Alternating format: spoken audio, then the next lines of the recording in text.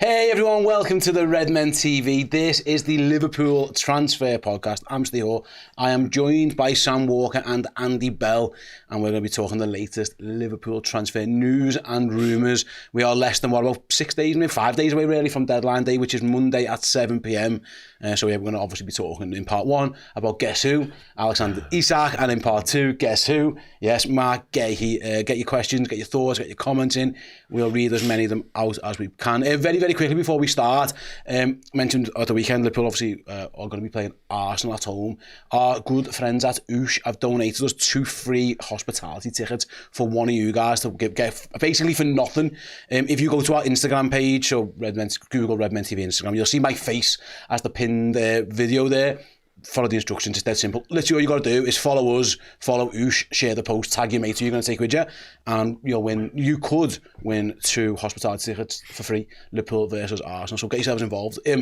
Stipulations, make sure you can get to Anfield on Sunday. Don't enter if you're in like Timbuktu or something and you've got no chance of getting there, because other than that, fill your boots. Absolutely. If you can get to Anfield on Sunday and you've got Instagram, that's pretty much all you need to do. Why not? It's going to cost you absolutely nothing. And yeah, good luck to everyone. We'll announce the winner on Friday, so you'll get 2 days to make your plans. So yeah, get looking on that one. But yeah, go to our Instagram page and it's all there for you. Can't miss it. It's brilliant. They are fantastic sponsors. They have given away so much stuff already, and there's more to come throughout the course of the year. With that being said then, guys, thank you for coming in and giving up your Wednesday mornings, and much appreciated. Let's talk Alexander Isak. For those who are watching live, and I know loads of you are, thank you very much. The time is currently 8 minutes past 10 on Wednesday. If anything changes in the transfer market between now and when you're watching or listening to this, I can only apologise. But this is the latest as we stand right now. So on Alexander Isak, Sam, I'll start with you. Yeah. The latest is that Jamie Rubin, who's pretty much the club's co-owner at Newcastle, and other Newcastle/PIF officials went to Alexander Isak's house to try and chat him round and smooth the situation out. And according to all the reports from the North East, Alexander Isak was steadfast. He wants to leave. He's got no intention of ending this strike. He's made that crystal clear to them. Whether that is just posturing because the window's still open or what, we don't know. But I think that is quite significant that the owners have clearly gone to give him the sweet talk and they failed, basically, it looks like. Yeah, I'm a cynic. I don't think that happened. Okay. I just think this whole thing's a massive PR exercise now, and it has been for weeks. Like, from what I sort of hear and whispering that it's known within football, Isak's never going to play for Newcastle again. Like, it's just, there's no, all this media spin of, we're going to it's nonsense. Like, he's told them this, it's not happening, like, period. Like, I don't care. Like, it's reached the point beyond belief. So maybe they met him in some hotel somewhere, but I firmly believe that didn't happen. But again, that's just my opinion to all the viewers. Like, that's just purely my opinion. I just think this whole exercise has become a PR managed process now. And we'll get into that when we talk about who Newcastle are going to buy, which I'm assuming we're going to do at some point. I wouldn't be surprised if there was a conversation somewhere, but what did you expect? Like, if you want to leave your job, you've wanted to leave your job for 6 months, the owner speaking to you in your face to face, shouldn't change that, because you've got your reasons for wanting to leave in the first place, whatever they are, however valid they are, whatever. I didn't expect that, and I saw just before kickoff, literally 20 minutes before kickoff, I put a tweet out saying, it'd be funny if there was like a bid rumoured before just to rumble their fans, but actually they tried to do the way around. Did you see it? It said Newcastle owners have basically gone there with the intention of reintegrating into the squad. They didn't say what had happened, but it was like this whole, ooh. But I think it's a pure PR exercise. I think this is about them making it justifiable to their fans now after being relatively hard-faced about it all summer. That's just my opinion. Yeah, anyway. It's fair enough, mate. The interesting thing is, whatever it was said, that the reporter out there, Andy, is that he's steadfast. He's not going to go. Now, again, it's easier to say this, and I saw Luke Edwards has been getting a lot of stick for a lot of people from what he's been saying, but he did say, well, it'd be mad if Alexander Isak didn't say that. If they go speak to him on Tuesday and he's still there, then it's a completely different conversation. But this guy is adamant to get out. I've seen players do this kind of stuff before, and reintegration of course it can happen. You come out, you apologise, you move on. All the noises out of it, like he's got no intention of doing that. It feels like he's determined to try and make this happen. It's just now a case of, like, say, for a million different reasons, Newcastle squad depth, trying to sign players we'll talk about in a moment. just the pure pride of it as well. Maybe, you know, PIF have come in and they are technically the richest football club owners in the world, and they're probably not used to getting told what they can and can't do and that kind of stuff. It does feel like there's a lot of bluster and a lot of pride at stake here. You know, nobody's willing to fall on this order, and it feels like we're still in standoff mode, basically. Yeah, in terms of this meeting at the house, like obviously we know Alexander Isak has wanted nothing to do with them all summer. He doesn't want to be anywhere near. Apparently, he wasn't even in that house. I don't know. That's what I'm thinking. That's exactly what I'm thinking. Do you know what? The way I can see it play out, you know that episode of The In-Betweeners where the guy like bangs on the door and the next morning they're like trying to hide and going from room to room so they don't see it. Yeah, I can imagine Isak just his feet sticking out. Yeah. I think it is all a PR exercise now, as Sam says. I think you're dealing with egos anyway when you get into chat about millionaires and in this case billionaires. Yeah, you're talking egos, but you're also talking geopolitical egos here. These guys literally run the state of Saudi Arabia, and they will not want to be seen as Liverpool haven't got one over on them, or anyone haven't got one over on them for that matter. So what needs to happen basically is Liverpool need to put in a bid which isn't near the ridiculous 150 million that's touted, but it needs to be something where PIF can ultimately save face. So I think at this point, they need to show that they've done everything they can to keep him. They need to paint Alexander Isak out to be in every way, shape and form the bad guy.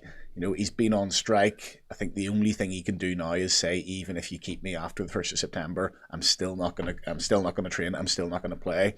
There was a report of that in the Daily Mail, but I think they'd like that more out there. And to be fair to Alexander Isak, he seems more than happy to be painted as a bad guy as long as he gets his move. So I'm sure we'll come on to talk about the Strand Larsen bid and obviously the ongoing Wissa situation. But I reckon they get two of those in. They'll not be of the standard required to replace Isak. But who do these guys think they're going to get? Yeah, it's interesting because let's talk about that then. We'll move on to Strand Larsen. This is from Craig Hope of the email. But everybody in the North East, Lee Ryder. I've become a little bit of an expert on North East. I'm following them all. He said obviously Newcastle last night had a bid rejected for Jurgen Strand Larsen. He scored 2 goals. He was playing footy as this bid was going. He helps Wolves get through. Wolves manager after the game kind of basically says, yeah, every player's got their price. The rumour is Sammy's worth, they want around 60 odd million pound, which is fair. I mean, great business for Wolves. Sign a lad for like 20 million, he plays a year, you sell him for 60. Like, makes sense for them, although they would then have to replace him. But all the noise that in these reports, and obviously it's coming out of Newcastle, is this is a Callum Wilson replacement. Is what's being said. You know, he's here to replace Callum Wilson. I might be wrong, and I don't know Jurgen Strand Larsen particularly well. I don't know much about him. I would be shocked if he's going to leave Wolves for £60 million to sit on Newcastle's bench. Like, he's going to play. This idea that he's Isak's backup, and you know, Callum Wilson knew how he kicked the ball for Newcastle. That for me is pie in the sky. Visa can play about 3 different roles, so he can get his game time in other positions as well, so it's different. This idea that they're going to sign a 60 million centre forward to sit on the bench, it just doesn't, I can't get my head around that. It doesn't make any sense whatsoever. Oh, absolutely, and not many strikers, you know, and even like Haaland actually, you know, come off in games. If they can't, they'll give him 15 minutes, do you know what I mean? Because they have the Champions League, the Premier League. So, like, you know, let's look at it from the perspective. Ekatike can't do 90 at the minute. When we start playing 2 games a week, we're in deep doo-doo if we've just got Ekatike. It's the same thing for Newcastle. They play quite intense football. They're a good team. They're sticking Larsen up front. He probably only do 70 minutes at this stage because he's been at Wolves and whatever he was before that. So they're going to need 2 anyway, 2 first choices because they're going to flip between games, cups, etc., etc. This idea he's replacing the guy who played 400 Premier League minutes is nuts. And also, by the way, mate, come and sign for us. You're going to be replacing the guy that played 400 minutes. We're looking for that Isak. That's not you. We don't think you're that good. Nonsense. And this is why these media outlets are just being, you know, the whole Newcastle line. I don't know where it's coming from. I don't know who's spilling it. If it's Eddie Howe's nephew. The PR's terrible because all these guys in the North East are just spouting nonsense, which must be annoying players and potentially annoying Eddie Howe. It doesn't make any sense. Actions speak louder than words, Andy, a little bit in this. And listen, by the way, they might say, well, Liverpool have got Ekatike and why do you need Isak? The day we signed Ekatike, all the reporting was Liverpool think Ekatike can play in a number of different positions, which is obvious why they're putting that out there. It was basically, we're still trying to sign Alexander Isak. Yeah. And I think what we've seen from Hugo Ekatike's game is actually, you probably could play him on the left a little bit, you could move him around different positions if you wanted to. He's clearly a very good number 9. Alexander Isak isn't that, he's going to play up front, isn't when he plays. So this idea that, you know, he's a Callum Wilson replacement. You don't spend, with all due respect, £60 million on Callum Wilson's replacement. You would just keep Callum Wilson. He didn't play no minutes obviously injuries helped in that one, but also even sometimes when Gordon would go up front, Callum Wilson will still be on the bench. Like Isak would be out, he'd stick Anthony Gordon up front, or they'd do something else. Their actions are not marrying up to the leaked information that the press are getting up there. Yeah, 347 minutes of Premier League football last season, didn't score or assist, but they're going to sign 14-goal Jørgen Strand Larsen and 19-goal Johan Wissa to replace him. That doesn't seem right to me. I mean, in fairness, signing those two does not account, well, put them together probably does account for the goals Isak scores, but, both in the same team, neither of them the necessarily the focal point, or only one of them being the focal point. They're not going to necessarily match those tallies, but yeah, I think Strand Larsen's the interesting one. I hadn't heard of him before he came to the league last summer. I wasn't overly impressed with his first couple of performances, to be honest, but he ends up getting 14 goals in what is a really, really poor Wolves side. Obviously they finished 17th in the end, I think, so say just about stay up. They stay up maybe 15 points given the three promoted teams, but they obviously had that option to buy this summer, 25 million, and they look like they can now possibly get 60 million for him. So 35 million of profit in the space of like 4 weeks from when they signed him is obviously very lucrative in an era of PSR. And I'm not sure exactly how Wolves are set up like that. The issue for Wolves will obviously be, will they get a new striker in? And some reports are saying he's not for sale because there's not enough time for them to get an adequate quality striker.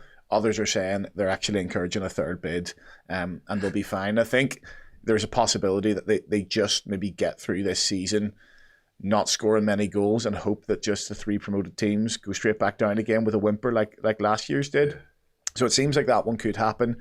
With Wissa, I mean, again, the other thing with these things is obviously they'll want to get these two in before they sell Isak, because if they put out that these are Callum Wilson replacements, then they're able to haggle the price. If they put out, we're selling Isak for loads and loads of money, but we want these two in, well, the other teams are going to say, well, yeah, hang on a second, we knew you got all that money lying there, so we'll ratchet the price up, much like they did with our desperate situation in 2010 with Andy Carroll. Yeah. So yeah, I hope we see progress in one of these deals in the next couple of days, and I think if we do, then we'll start seeing progress in the Isak deal. I was going to say, that's the next thing. Again, according to Craig Hope, Newcastle and Wolves continue to talk today. Strand Larsen wants to move. I don't even... If Isak has told them, Sam, like, I am not playing for you. Like, I don't care. Like, and they believe him, and whatever, they're not going to call his bluff. Do you think there's a world where them just signing Jørgen Strand Larsen rather is enough for them to go, that'll do us? Because at this moment in time, they've got zero strikers anyway. If he's looked them in the eye and said, I am not playing, like, I'll get to January and I'll go again, or whatever, I'm not playing for you. Do you think there's a world where they go, we're not so much we're not going to call his bluff, we're going to take him at face value, we're going to sign a £60 million striker. There you go, show Alexander Isak the door, or do you think it has to be two of them? I think we'll sign Isak regardless, because, look, we can say what we want about the Saudi ownership group, that, ego, whatever, but it's business. Let's look at Isak on his own. If he's not going to play for that football club, why are they keeping him? Like, if you weigh it up, we take 120 million off Liverpool, Isak leaves, we move on together, we've got this young lad who scored a goal against the champions, by the way, let's not forget that.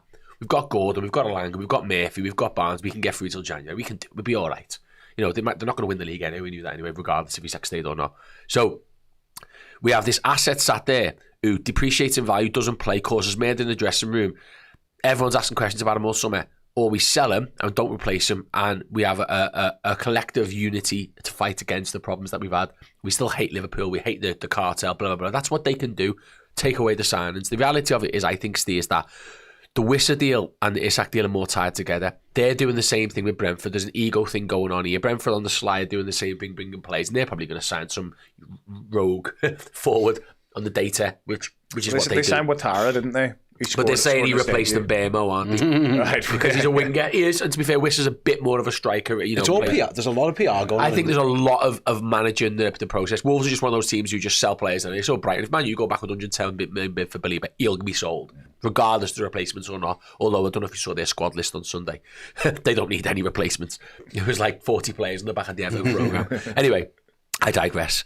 I think that the Larsen deal will kick it all off. Once he signs, they've got a striker. They've got the kid on the bench. They've got Gordon. Then you'll see Isak move and Wissa move. I don't think we'll have to wait until the two deals are done. I think it's just, again, Newcastle PR, are the fans going on Sky Sports and all that. But Carragher nailed it when he said, all these journalists and people in the media and TalkSport saying this, they don't have to deal with Isak when he's stuck there saying, you let me down, you lied to me, and all these statements are coming out, you've ruined my career. Do you think there's a call in the bluff in terms of the World Cup year? And, you know, I mean, I think he's going to, I don't know, you know, who's going to start for Sweden if it's not Alexander Isak up front? Like Sebastian Larsson, you know. I know, they're going to play up front, can't they? So, yeah. I don't know if the calling of the bluff, I mean, it's a very brave tactic because he depreciates in value, like you say. Massively. So you are flipping the coin there. It's interesting as well, Andy, because the international duty is hilarious, because like Phil Coutinho had a back injury and then he went and played for Brazil. Yeah. Like Brazil went asked, like this idea that these international teams go, oh, he hasn't played, I don't know about it. Yeah. Sweden aren't going to not play Alexander Isak. Oh, he'll get 2 games. You're talking potentially if he does, you know, put the foot down all year, doesn't play at all, then he's got, what, 8 games under his belt all season. And he'd still go to the World Cup. They'll still if they qualify. He's more likely to play from January, I think. If he put his foot down till January and Newcastle's foolishly again did the same thing, I think he's more likely to reintegrate then. But by then, their season could be damaged. The PR, the whole squad could be there. Bruno Guehi should be knocking on Eddie Howe's door saying, get him out of our club. Be asked answering questions like this all the time. Let's just be real for a minute here. But it's just, we live in a world where that game on Monday was created by, the red card was created by this foolish media. Like, we've done nothing wrong. We don't need to go in. We don't need to go into do it. It's just, we want to buy a player. It's up to them how they've cocked it up with him. So I think, coming back to it, Strand Larsen will go in this couple of days because 2 bids in 24 hours is going to be 3 bids and 1 accepted. And then we'll sign Isak probably tomorrow, the next day, or get the progress going. And then, obviously, I think Whistle will go as well. It's just a nice little sort of roll on. Yeah, that's hopefully how it's going to pan out for Liverpool. I suppose, first question, actually, Andy, I'll come to you on the Alexander Isak stuff. It is worth noting he hasn't played much. Like he hasn't really had a pre-season. He's been training on his own. I think if it does happen, there might have to be something there for Liverpool. Just to keep an eye on as well. I mean, they do have enough options. As it stands, they've got plenty of forward options in terms of, well, they've got 4. And if that gets you through a couple of games, if he does go and play for Sweden in the international break, that's coming up in a couple of weeks' time, maybe there's something there for him. But even if this happens now, Liverpool, I don't think are going to get 100% Alexander Isak fit and firing. Well, the first game back after September, but barely. There would have to be some type of period there where it's going to be a little bit of a slower progress into the team, you guess, if this happens. It definitely will be, and thanks to the start that Hugo Ekitike's made, I think that's absolutely fine. Yep. You know, if Hugo Ekitike had come in and, you know, had maybe struggled a little bit, wasn't really getting the rub of the green, hadn't scored a goal so far, you might be more inclined to throw Isak in early doors if we do get him, obviously. Whereas now, I think you can just give Alexander Isak as much time as he needs under any circumstance, really. You know, Ekitike's been brilliant. 3 goals for us so far. Looks in the mould of an Alexander Isak. He's quick, he's strong. He's finishing beautifully in some of these games. And yeah, I don't know if he goes away with Sweden. And I don't know if they've announced their squad. Is he in their squad? He will be. He's fit. He's not injured. He's been training. I know he hasn't been playing football with his team, but it's interesting because he hasn't had any. I don't think he's played matches, or he may have played for the local Sunday League team in Middlesbrough because he ain't going to be in Newcastle. But he definitely hasn't had any injuries this summer, has he? He had that thigh thing, which we don't even know if that was legit anyway. But yeah, it's interesting. Did he do the first part of pre-season before the tour? He went, but that's when he said he was injured. So they all went to Austria as a group, and he said he was injured. Yeah. And then they came back to that Celtic thing, and it was interesting because that's when Eddie Howe sent him home and said, "Oh yeah, we didn't want the media around him. He was injured. There's no point picking him." But apparently that's when he started. That's when he started kicking off. Sweden kick off next Friday night. They're in a 4-team group. It's not started yet, so it's a September, October, November with Kosovo, Slovenia, and Switzerland. If they finish top of that group, they go straight to the World Cup. That's a really, really, really nice group for a World Cup qualification. So sort of 6. Ireland got that. Well, we've got Slovakia, so that's not too bad actually either. But he'll want to be fit and firing for all of those. Ideally, he will want to be going into those games with Premier League games under his belt, scoring goals in form rather than having trained on his own in Spain or wherever he's going to do it. So, yeah, I do think this happens now. I think there's positive noises coming out from Newcastle, positive noises coming out from the Strand Larsen thing. and just fingers crossed, like we've been praying all summer, that Newcastle can get their own targets over the line so we can get ours. Got a comment here from Cecil who says, yeah, if Isak goes to play for Sweden, I bet he comes back with a groin injury. That's his way out to not, because technically if he goes on strike, they can start fining him and doing that kind of stuff. If he goes on, play for, tight groin, there's another back injury. Phil Coutinho, my back was fine. Oh, that flight home from Brazil, my back, it's all. Hobble off with 2 minutes to go as you're 5-0 up against Northern Ireland. The thing is as well, lads, if Liverpool are willing to pay say £125 million for this player and then it ends up being 90 in January, Liverpool might say, lad, we'll give you a £10 million signing on fee. Don't worry about the wages you've not been paid. Like, there's loads of financial loops here that you can just go round in. It is. Do you know what? This sounds bold, but depending on our squad, let's say Macca's unavailable for the weekend just because he wasn't this week. I wouldn't be surprised if he signed before the deadline, if he was on the bench on Sunday. Just because, like, why not? You don't have to bring him on. Yeah. But if you've got Rio and Unyoni, like, you're not going to bring Unyoni on. We're not stocked up there, are we? So I wouldn't be surprised if just because he's fit. It says here, Craig Hope just tweeted now, the message in recent weeks has been that it will be Strand Larsen or Visa, maybe not both. Oh. But what if both are viable in the next 72 hours? Decision to make. All is still at play, as it has been all summer, with the obvious impact on Isak and Liverpool. As it stands, Newcastle could have one or two strikers. They're scrambling around. It's just whether... They've got one. If scored the Premier League goal. Sesko hasn't even scored. He's crap. Hey, by the way, Larsen and Whistler are probably both better than Sesko by looks of it. This is a point I was thinking of as well. In terms of they've gone after what Joao Pedro, they've gone after Benjamin Sesko. Yeah, of course, Benjamin Sesko, and those were the supposed world class replacements that they could get in for Isak. I think Joao Pedro would be a great replacement, but I'm not at all convinced in Sesko. I think he's a sexier signing than Jørgen Strand Larsen, but I'm not convinced he's definitely going to get 15 Premier League goals, which Larsen got last year, and I certainly don't think he's going to hit nearly 20 like Visa got. So yes, the shiny new toy from a European league and somebody who's been talked about as the next big thing for 4 or 5 years is exciting, but two lads who have 33 Premier League goals last season combined between them is probably the more effective signing. And this is a year where they need impact straight away. They got themselves into the Champions League last year, quite lucky to do so, but they want to see impact in the Champions League. It's the new league phase of a better chance of qualifying now than when they were a pot 4 team in the old group phases. And they'll want to see that impact, and they'll want, to get into the playoff round, even into the round of 16. The money that comes in for that will offset any PSR issues that they may or may not have. Is it well, Andy, where the goal that Osula to do what they scored, at the time I was devastated, obviously, because Liverpool then go and win the game. If that gives them an idea of, actually, he's Callum Wilson. Yeah. We go and sign a Strand Larsen or a Visa to be, and again, they're not as good as Isak. You're not going to sign one better than him. There's a reason why Liverpool want him and only him, and why they're going to spend £100+ million on him, because he's the man. But if they can get a Strand Larsen, and then Osula is the backup, they do have 2 forward options with then the likes of Barnes, Elanga, Gordon. They've just signed Jacob Ramsey, Murphy. Like, they've got attacking players. Like, this idea, I mean, fair play, if they hold their nerve and say to Isak, you're not going, and put it on his toes, they are more than entitled to do it. I'm thinking from their point of view, you've signed this Osula kid, you've been hesitant to use him, you used him if they scored a goal. Why can't he be your backup striker? Go sign a Strand Larsen, £60 million, he's number 9, and he's backed up by a promising young 22-year-old kid who might have something going for him. Yeah, totally, and he had a year Premier League experience, I believe, with Sheffield United the season before that. I think he scored at least a couple of goals for them as well. So, they've got options there, and like Anthony Gordon, I understand it's not ideal. I understand, they go to Aston Villa, they create loads of chances, they don't score a goal. I understand at times when they've lots and lots of control of the game on Monday night, and there's nobody necessarily between the sticks just to stand there and wait for his chance. I get there are issues with it, but like Anthony Gordon's not a horrendous Premier League number 9. There's a hell of a lot to his game, which is actually very effective in that position. He rolls Kanate a couple of times.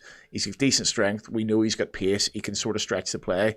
Ideally, you don't want to do it, but it's not the absolute end of the world if you don't. It's not like, Liverpool going from Luis Suarez to Ricky Lambert. Like, that is not the difference in quality here. So, they've got options. If they get Strand Larsen, Visa, and Osula can be on the bench, and you've got your option of Gordon there as well, Harvey Barnes. I think that's as best they're going to do. I don't know who this magical world-class striker that's going to appear in January or July after they convince Isak to stay for a year is. that's definitely going to sign for Newcastle, by the way. What's to say next year they're in the same situation and they can't get anyone over the line again? I think they've just got to take what they get and rebuild now. I think as well, just to add to that, very quickly, you've got to be very careful. I think I've heard you mention this, Steve. I don't know where it was, whether it was a clip from your podcast or whatever, but you've got to be careful, Newcastle, here, because I can guarantee you this now, that people will not want to play for them if this is how they're carrying on, because Liverpool's been the final step before Real Madrid, and at times Barcelona, but right now there's only Real Madrid above us in the real pecking order, and we know that. We don't like it, but we deal with it, and we always plan ahead. They're about third or fourth in that sort of tier. And if you're stopping players become better and reach their career objectives when you've agreed to do that, no one's going to sign for you. I wouldn't be surprised if Sesko's looked at that and went, never getting out of there the way they've carried on with Isak. We've heard agents are talking and stuff. So they've got to be very, very careful now. They manage this from an Isak perspective, even in how they're signing Larson, by the way. They've got to be saying to him, we're going to sell Isak. This is all front. Just you sign for us. Because if they're saying, no, we're not letting him go, he's going to be like, if I do a worldie for you, I'm Real Madrid, not going to sign me then, are they? I don't want to, if anyone didn't hear the Originals podcast yesterday, the story I had, and then this is, promise you 100% true, I spoke to an agent who said there are agents all over Europe keeping an eye on this situation, and if they've got a lad in his early 20s who Newcastle want to buy, it's a red flag, this situation's a red flag, because either give him the 400 grand a week contract that 150 million pound player deserves, or you let him go. It can't be neither. With all due respect, and again, with all due respect to Newcastle, there are only a few clubs in the world, and even Liverpool might not even be in this category, who are like the ultimate final destination. Like most footballers want to play for Real Madrid, Barcelona. Liverpool are in this next tier down. Real Madrid, I think, are on their own up top. Feel free to disagree with me. And then the tier underneath, you've probably got United are still in that one. City, when they're playing well. I think they're not there now, but when they're good, they're in the second. People always want to go. Man United are still in it, and even though they're rubbish, but like there's just players want to go to certain places, and it's monetary, it's wages, but it's also prestige. And if you don't want to be the club that gets seen as the trap club, there's a reason why the young lads got really good players go and play for Brighton or go and play for Bournemouth. And I understand Newcastle may be a tier above those clubs, but there's still an order. Like Borussia Dortmund, fantastic football club, win trophies, European, really good, been in European finals very, very recently. They know the score. If they say to, Erling Haaland, for example, you can't go anywhere, they don't get the next Erling Haaland. You've got it's a thing, and I know for a fact because he told me. Agents around the world are watching this, and we'll be keeping a close eye on it. Like, don't go to Newcastle unless, with all due respect, your highest level you're going to get to is Newcastle. If that's your and that's a really good level, which I think Jurgen Strand-Larsen might well be. And Johan Wissa, and maybe definitely, and maybe Anthony Elanga. With all the really good players, but they might not be like the elite of the elite players. That's a great move. Newcastle's a fantastic club. The supporters are unbelievable, and you might win a trophy like they've just shown. You'll be like play Champions League football. It's a bit like what Tottenham was. You were never really going to go to Tottenham to win the Premier League. I know they got close a couple of times, but it was kind of never really there. There are levels to this, and you've got to be so careful as a club. And this is what I'm saying about Newcastle. They haven't got no one in charge who knows this stuff. They got rid of the football people all went for different reasons, come and go. Dan Ashworth's and was it Paul Mitchell's? Paul Mitchell, even Amanda Staveley, who wasn't really football, but it looked like she kind of had her head screwed on with how this works. They haven't really got that now. And I think if you're a proper sporting director, Andy would have all this in their mind. Like, this is fantastic. We get our bollocks out and we get our dick on the table and go bang, Isak's going nowhere, get on us. It can have knock-on impacts further down the line. It can, and you sort of worry a little bit about who's running Newcastle and the owners there. How much experience of football do they have? How much do they understand the knock-on impact of the likes of holding somebody like Alexander Isak hostage? I mean, I would say, Liverpool did it a couple of times, but Liverpool were confident that they could reintegrate these players. And, at the time with Luis Suarez, I think he had a 10-game ban. Liverpool obviously stuck by him for better or for worse through certain things. And, you could sort of play on that a little bit. Phil Coutinho, the money just like blatantly wasn't enough. And it was on the last day, Andy. They forget this when they talk about it on all these crap radio stations. Yeah. It was on the last day. Yeah. And that was, 80 million? And we end up getting 144, which is ridiculous in itself. But Liverpool's British record bid is not derisory as Barcelona's initial bid was. There's just no comparison there. So I just wonder if there's a little bit of a learning curve for the PIF, for whoever's running Newcastle at the minute, and it seems to be somebody new every single week. This is actually the impact, and even though we want to keep Alexander Isak in an ideal scenario, actually long term, even if it's short term, impact is negative for us. The long term for building a team which challenges for the Premier League and the European Cup is their obviously long term project, and it's better for that, I think. I've got a comment here from Josh. Says Steve just suggested Liverpool aren't one of the elite. That is not what I said. I said I think Real Madrid are on their own. We've just lost our Scouse lads to Real Madrid. That's my level. Liverpool, I think Liverpool are on the next tier down with the massive super clubs of European football. Us, Barcelona are on that level. I still say Bayern Munich are on that level. Bayern lose players to Madrid. Yeah. That is not what I'm saying. I think Madrid are on their own as a pedestal, and then there's a next tier, and then there's another tier, and then there's probably Newcastle, and that's a good place to be. It's a really good place to be. It's just a different place. So I didn't mean to. That is not what I said at all. Not that we're not an elite. That's not what I meant. I meant Real Madrid are one, and then it's us. We're on the next pedestal with the massive football clubs of European football. I just think there are certain players who would go, I could get to Liverpool and then get to Madrid. No one really goes to Madrid thinking, right, I'm going to Madrid to get to the next place. That's kind of the point I was making. So if I didn't make that clear, that's where I meant. Right then, before we move, another tweet has just come out from Lee Ryder, friend of the show, Lee. Says, Newcastle are still waiting on fresh contact on Alexander Isak as the striker waits for Liverpool to put in a new bid. So there's the encouragement that we've been talked about. Apparently that's what he said. Newcastle still waiting to see him. I would be shocked, Andy, even if this, because we've been to round this one up before we go to the break. There's been a lot on this of Liverpool are being respectful. They won't, unless they're giving encouragement, they're not going to bid. I think at some point, even if that phone call or that nod and a wink doesn't come, Liverpool will have to go back again. Even if it's just for PR reasons, they're going to have to go back with 120, 130, whatever £1 million and make the decision one more time. Because at this moment in time, there is actually a decision to make. No bids come in. Yeah. By all accounts, Liverpool haven't really done anything contact-wise. Maybe this encouragement is Newcastle gets Strand Larsen or Newcastle get a visa or whatever. But even if that doesn't happen, if we get to Friday, Saturday, Sunday, Liverpool might have to just go, right, there's the dome, final chance, take it or leave it kind of thing. Yeah, and the closer we get to that deadline, the higher that bid has to be, because there's less time for further bids, or there's less time for haggling and negotiation. Is the deadline on Sunday the 31st? Monday at 7. So that's the 1st of September. Monday's is it? Okay. I think at this point, whether it's, like we said before, it's all about saving face. So Newcastle are probably not going to ring up John W. Henry and say, listen, guys, encouragement for another bid, bring it on. It will probably be through the medium of a Northeast journalist like a Lee Ryder or a Craig Hope or a Luke Edwards, whoever it may be. Although you lot are well clued up here, I'm telling you, smashed it. Yeah, I know everything about them. Although Luke Edwards has been steadfast, hasn't he, in his searches all summer. But Steve's been killing him online. Yeah, it will be someday on Twitter in Luke Edwards' replies if we do sign Alexander Isak in the end. But yeah, I think it will be something like that. It'll be a little nugget, like an article in whether the Telegraph or the Mail or the Newcastle Evening Standard, whatever it is, where Liverpool know that actually there may be a deal to be done there, or even it may be encouragement in the form that they've gone and signed Visa and Strand Larsen. And Liverpool then know that, two have gone, or one has gone, they've brought two in, so there's our encouragement to bid for Isak. I think another bid definitely comes. There will be an element of Liverpool trying to maintain relations with Newcastle as well, even though they've ratcheted everything up in the last week with their players coming out.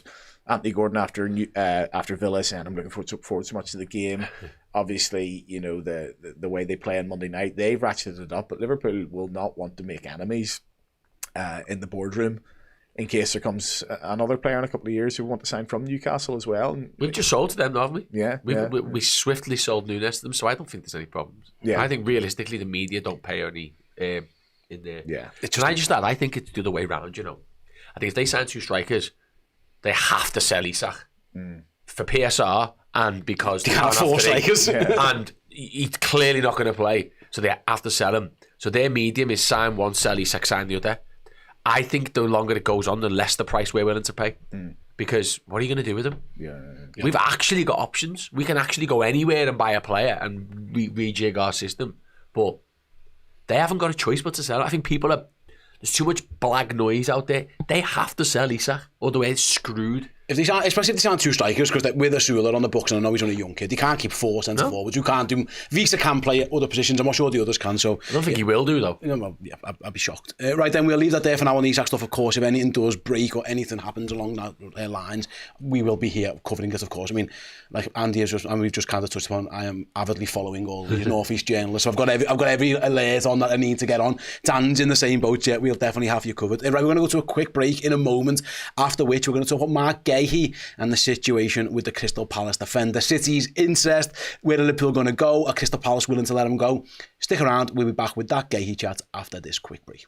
Hey everyone, how would you like to win this? Hold it up for them, Errol. This is a Liverpool shirt signed by 2 icons of the football club, Steve McMahon and Ronnie Whelan. Medals and trophies galore. At the end of August, we'll be giving that shirt away to one of our Redmen Plus Legend subscribers.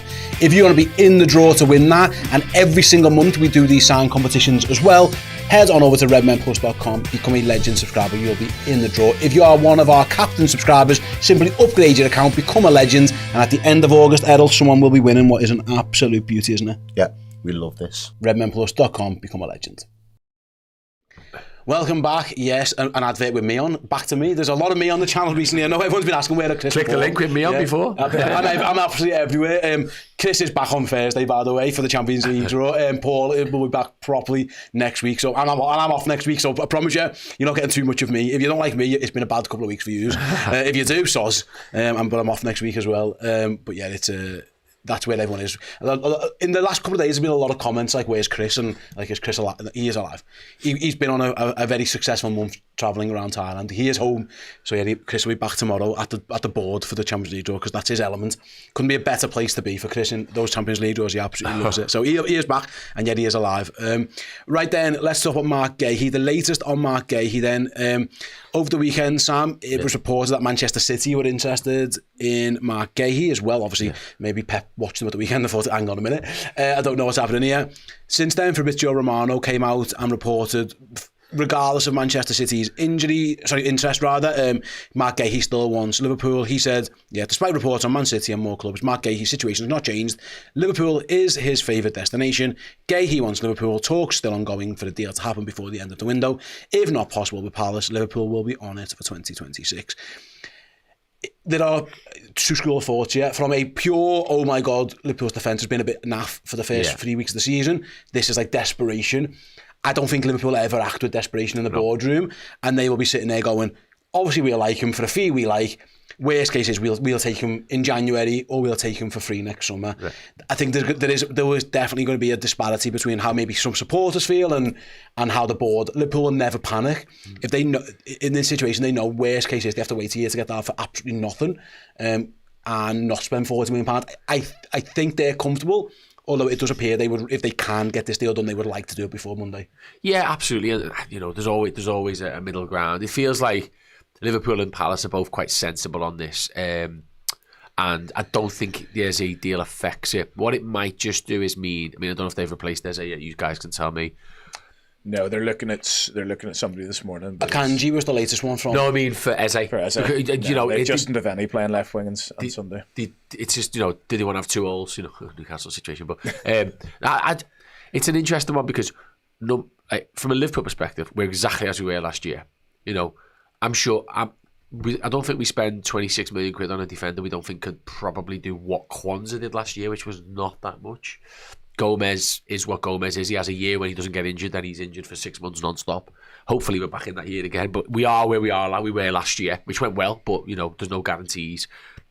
We need to do something, in my opinion, but if we didn't, I think the club would be far more calmer than the other situation we talk about. Can I interrupt you there? Sorry, Sam. Jeremy Pino, I couldn't remember the guy's name who they're about to sign. He comes from Villarreal. He's a winger. So he's going to be the Eze replacement as per. He's a right winger, but he's going to be their new attacking. Sarr can just come off the left and can't he? Do you know what I mean? So yeah, my kind of point was that I think with Guehi, it's interesting because there's a big risk attached to waiting. Real Madrid could come in for him in January and say, we'll give you 25 million euros. And he might go, wow, Real Madrid, we just had the discussion about who and where they are. Liverpool might have a tough first start of the season. Man City might be 10 points clear in the league, and he might go there. Arsenal seem to be signing 15 centre-backs and left-backs. You know, they might come in for him. Who knows what's going to happen? He might do his cruciate ligament in. So I think it is a risk to go, we'll just get you next year, Mark. Who knows? We've got a World Cup. We might get injured in the World Cup. I think Liverpool, we're keeping our powder dry, but I think we know what we're doing here. Maybe we're respecting Palace's space because we're not desperate to do as much as they can, get into the Conference League, and then maybe say, look, it's now the all right time, Steve. Yes, let's do it. I can't read it. Where I feel like I can read the Isak situation like a book. With the Guehi one, I'm a little bit like... The noise around it, Andy, and again, you sometimes with this kind of stuff, you have to kind of read between lines, but actually on this one you didn't. Oliver Glasner come on and said, listen, I've got no centre-halves. I need Mark Guehi for Thursday. Like, we need to qualify for this Conference League. And to be fair, right, if they'd have won 4-0 the other day at home, this might have happened by now, but they only won 1-0. It was a tight game. They now have to go away into Europe. And listen, we saw yesterday with Celtic, with all due respect, like Celtic should be beating the team from Kazakhstan, but they got knocked out on penalties. Like, it can happen. Like, and at least for Celtic, they drop into the Europa League. There's nothing for Palace. If they don't win this qualifier on Thursday, they are not in Europe. I can see exactly why they're probably thinking, Mark, play on Thursday, and we'll box it after that, and that makes complete sense. And it feels like that's the mood music around this one, is that you might have to wait Friday, Saturday, Sunday again for this one. They might not. Liverpool might want them to play Thursday and not play against Chelsea. I think Palace play at the weekend. No, it's not Chelsea. I'll find that out in a moment, but that makes more sense here, that they're like, yeah, he can go, but we really need them to get us into Europe first.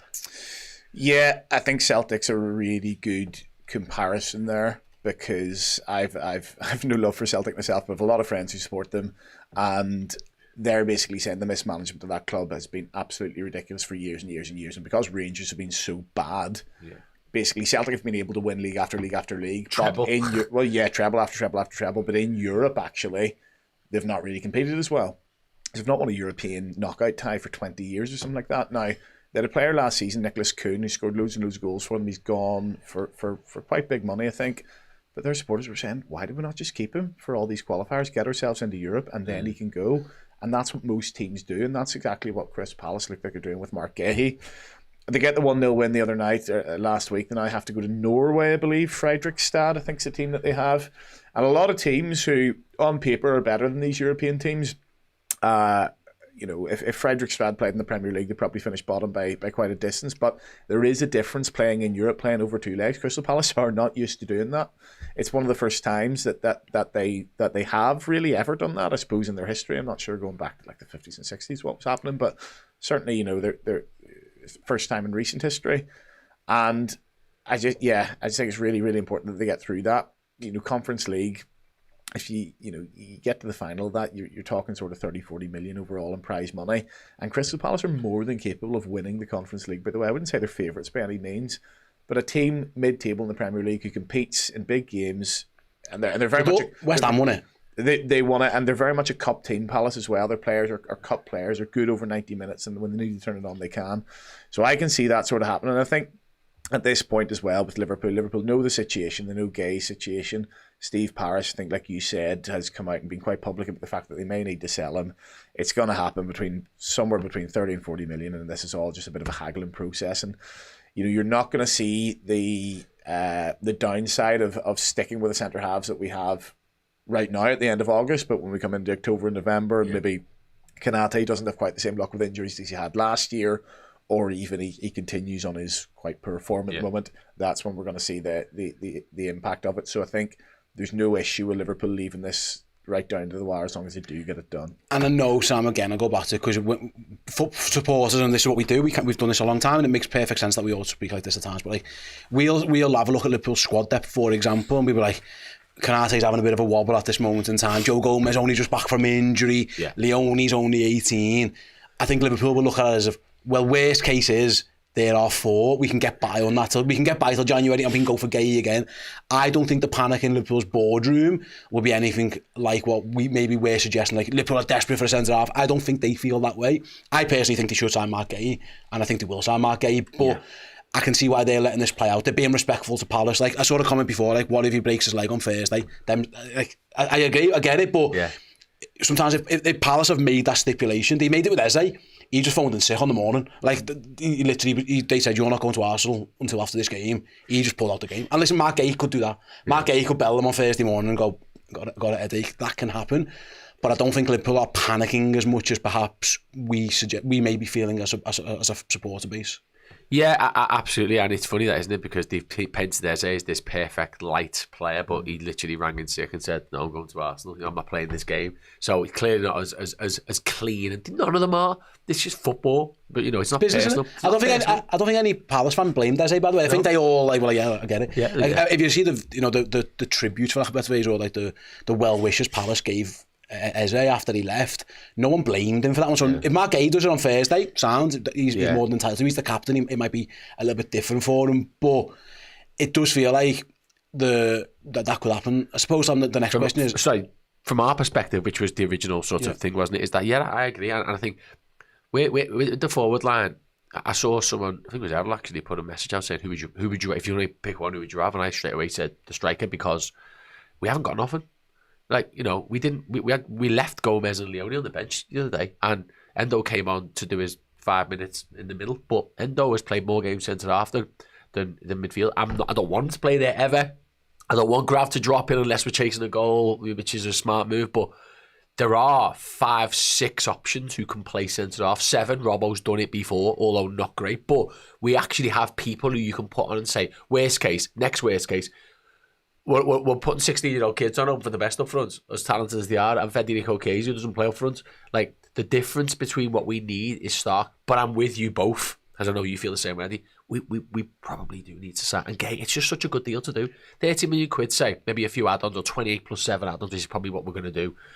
It's like such good business. Why would you just not do it? So I think we will. And also, like the Konate situation isn't resolved. As it stands, he's gone next year. So if you're getting in his replacement a year early, then fill your boots. It'll be fine. The interesting one on there, going back to Fabrizio Romano's comments, Andy, like the fact that City come in. When I first heard that noise, I was like, that's a worry, because actually there's definitely an argument to make that he's more likely to get into City's starting 11 at this moment in time than ours, because I like Ruben Diaz and I like John Stones. John Stones' fitness record at the moment in time is shaky at best. Again, I know Konate's had a poor start to the season, and I think we'd all agree, but long term, maybe, and given his age, there's no real replacement there. So I was worried that he might choose City, but apparently the fact that he's still choosing Liverpool, his eyes are on Liverpool, maybe suggests that behind the scenes it's further along, because if he's clearly got his heart set on coming to Anfield, it looks like. Well, the other thing as well is we've been the one that's been targeting him all summer. Our interest has been clear. We've wanted a centre half. Yes, we're going to get this young lad in. He's going to be our project, but you're the one that we want as our Premier League proven, guaranteed, could come in, compete with Konate, get your games. You're the one we want. Whereas Man City have sort of got themselves into a bit of a situation where a couple of injuries there, all of a sudden Akanji's linked with every club under the sun. Palace, yeah. I think he's going to Palace. I saw Galatasaray a couple of weeks ago, but that's been rubbish that by himself. Yeah, he's come out and said, don't know what they got. Fabrizio Romano posted like Galatasaray, and he replied himself going, nah. he hasn't yet Instagram that he's not going to Palace, which is right, well. Hopefully Fabrizio's got this one right on this occasion then. But yeah, you're looking at that, and I mean, I don't follow City's transfer business that intensely or that closely, but it didn't look like there was a big plan this summer where Akanji's definitely going to go. We need another centre half, and it seems to be a little bit more reactive, whereas Liverpool have known for a long time, well, certainly since Kwanzaa's gone at least, but I think we needed another one anyway, that we've wanted Mark Guehi as a number one, and I think that counts for a lot, those personal sort of negotiations. Yeah, when we say Caicedo. We didn't get him because he wasn't our number one for the summer. Fair, the agents have been doing all this work for a while for a reason, and like this chatting to people and all that kind of stuff. And I know people go, it's tapping up. That is the worst argument I ever get in my life. Your football club, whoever you support, taps up players. I promise you. I don't care who you support, from the conference to Sunday League to the Premier League to the Champions League, they all tap players up. This idea that you just go to a football club first and make a bid or that is nonsense. Mate, I promise you. League teams tap up players to join them next season. You play amateur football. It's just, how else are you going to get them? This idea that like everybody you're tapping up, they're all doing it. So will Liverpool have had contact with Mark Guehi? Almost certainly yes. Like they've had encouragement and they were absolutely always. And by the way, if anyone thinks that Real Madrid wait till January to talk to Trent Alexander-Arnold, I've got a chocolate teapot to sell you that for £1 million. Honestly, just don't be so naive. So I'm sure, Andy, this is what Liverpool do. The groundwork all the time. They'll have been in Mark Guehi's ear for a long time. They'll have known about his contract situation. They'll have known about Konaté's contract. They're well ahead of this than everyone thinks. That kind of work is what gets you to the point where if a City does come in, actually he's still got his heart set on going to Liverpool. And this whole thing about the Conference League playoff, I mean, I know they've only been guaranteed to be in that. Would they have gone straight into the Europa League? Yeah, I think straight in. So that's always been hanging over them. Listen, we don't know whether we're in the Europa League. Maybe even there was an argument for him to maybe sign another year with maybe a release clause at the end of next summer if they were in the Europa League. But if we drop down to this, we need to play a qualifier. We definitely need you here for this. This might have been going on for a long time. He's obviously started the season really well. Clean sheet away to Chelsea. Albeit it was sort of his fault they didn't win 1-0 because he sort of assaulted the entirety of the Chelsea wall, didn't he? Well, yeah, it was hot, that one. It was strange, but listen, he's clearly a very, very good Premier League centre half. I understand the concerns about the aerial ability, and you know we've got Milos Kerkez, who was beaten in the air by Bruno Guimaraes the other day. Frimpong and Bradley aren't the biggest lads. And you bring in somebody who's, to be fair, the only blot on his copybook last season statistically is the aerial percentage wins. That said, you know, I've never seen him get out jumped and Palace concede a goal, so it might be one of those where he's not winning the header, but he's making it awkward for the striker. We'll only see, and we'll only watch him that closely when hopefully he signs for us. And I think if he does sign for us, he's going to get plenty more games than some people think he will. Oh, mate, definitely. He'll play a lot. I was going to say though, if your worry was Liverpool got done in the air at the weekend, that was not a Mark Guehi game either. No. That was every centre back in the world, bar about 4 of them would have struggled in that game. It just so happens that we've got the best one, who didn't struggle. I actually think, Dan Burns a freak. Yeah. Sorry, but he is. Like, there are very few centre backs in the world who could have dealt with some of that aerial stuff. Now, other stuff on the floor and stuff, absolutely Konaté, back Mark Guehi to not get spun by Anthony Gordon as much, for example. But yeah, like there's certain things I felt like you just keep an eye on that one. It does kind of feel like the mood music towards.